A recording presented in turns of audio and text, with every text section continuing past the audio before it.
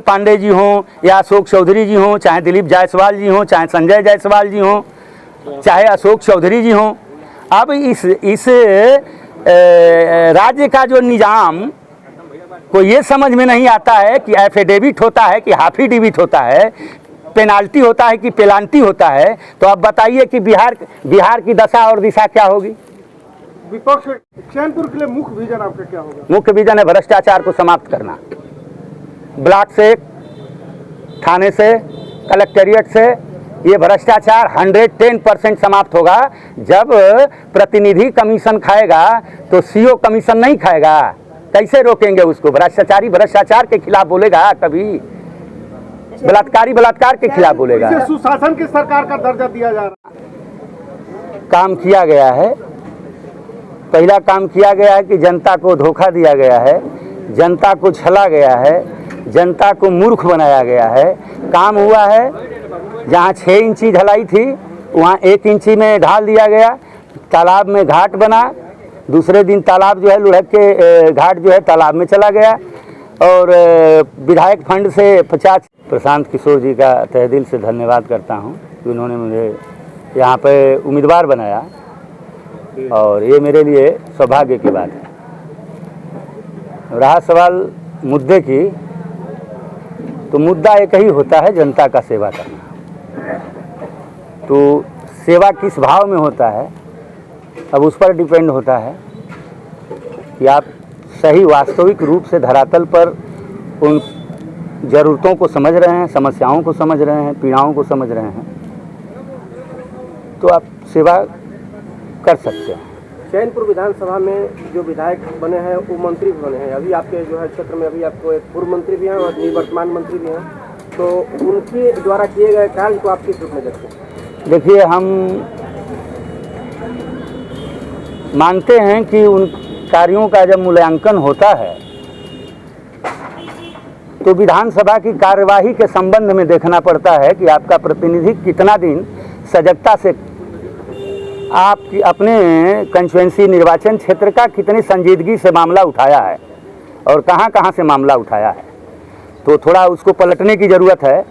हमको तो लगता है कि विधानसभा चैनपुर गूंगे के रूप में 5 साल और उसके पहले भी बहरे के रूप में था। गूंगा और बहरा दोनों बन गया था। मंत्री जमा खां और पूर्व मंत्री किशोर बिन के द्वारा कौन सा ऐसा कार्य है जो नहीं किया गया है और जो ज्वलंत मुद्दा है चैनपुर विधानसभा के, यदि जनता आपको दिखाती है तो आप उसे पूरा करेंगे? देखिए, यहाँ काम किया गया है। पहला काम किया गया है कि जनता को धोखा दिया गया है, जनता को छला गया है, जनता को मूर्ख बनाया गया है। काम हुआ है, जहाँ 6 इंची ढलाई थी वहाँ 1 इंची में ढाल दिया गया। तालाब में घाट बना, दूसरे दिन तालाब जो है लुढ़क के घाट जो है तालाब में चला गया। और विधायक फंड से 50, 40 और 50% कमीशन खाया गया। मतलब ये इस तौर पे देखा जाए कि 5 साल में आदमी एक जो है प्रतिनिधि होता है, विधायक बनता है, तो उसकी आमदनी कितनी होनी चाहिए। तो हमको लगता है कि जनता को पूछना चाहिए कि इतना जल्दी से विकास कौन से नियम और कौन से कानून और कौन से विधान के तहत हुआ। ये तो जग जाहिर है। ज़्यादा मैं किसी के विरोध करने का मेरा मनसा नहीं है। मेरा जो है बिहार बदलने और बिहार के लोगों को एक लिविंग स्टैंडर्ड देना है, उसके लिए काम करना है। जो संविधान में सारी प्रदत्त जो शक्तियां हैं वो यहाँ के आम जन के लिए हैं, जो कि ठीक ढंग से इम्प्लीमेंट नहीं हो रही हैं। इम्प्लीमेंट कराना ही हम लोगों का काम है। चैनपुर विधानसभा में 4 प्रखंड पड़ते हैं, जिनमें चैनपुर और चांद खासकर कृषि प्रधान जो है आपका प्रखंड है, और किसानों की समस्या हमेशा रहती है, चाहे वो खाद हो, बिजली हो, पानी हो। अभी फिलहाल देखें कि जो किसानों की जमीन भारतमाला परियोजना में अधिग्रहण कर ली गई और उनकी खड़ी फसलों को रौंद दी गई, इस पर आप क्या कहें? ये सरासर गुंडई है, ये लोकतंत्र की हत्या है, आम आदमी के अधिकार की हत्या है। और इससे बड़ा गुंडई और इससे बड़ा जो है एनार्की जो है कोई काम ही नहीं हो सकता है। अभी मुख्यमंत्री के द्वारा यानी कि सरकार के द्वारा महिलाओं को 10,000 रुपये उनके खाते में डाले गए हैं, तो यह किस तरीके से मतदान को प्रभावित करेगा, इसको आप किस रूप में देखते हैं? हम आपसे ये पूछना चाहते हैं भाई बंधु, आपको धन्यवाद देते हैं कि आपने ऐसा सवाल किया कि ये सारे विकास के काम जो है चुनाव के समय ही होते हैं, और चुनाव का समय जो मिलता है थोड़े बहुत मिलता है, और झूठ साज का जो है अपनी उपलब्धि छाप के एक हैंडबिल पे आप बांट देते हैं, जनता दिग्भ्रमित होती है। अगर आपके पास पैसा था तो जिस किसान की ज़मीन जा रही थी तो 5,000 क्यों नहीं बढ़ा दिया उस समय? उस समय तो बढ़ाना चाहिए था। अगर आपके पास पैसा था तो किसानों को बढ़ाने में क्या जा रहा था? किसानों की तो अपनी ज़मीन जा रही थी। तो ये तो बरगलाने वाली बात है। और शुद्ध रूप से यहाँ मेरे पिताजी भी विधायक रहे हैं,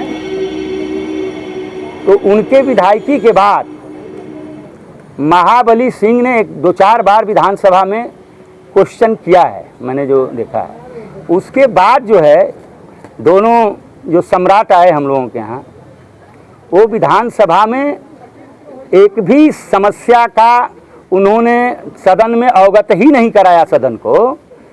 तो आप सदन को जब अवगत नहीं कराते हैं किसी चीज़ में और वहाँ चुप रहते हैं, यहाँ बोलते हैं क्षेत्र में कि हमने ये कर दिया वो कर दिया, अगर विधानसभा में ये मामला उठाएंगे तो बिहार ही नहीं, चैनपुर ही नहीं, पूरा देश जानेगा कि आपने काम किया है।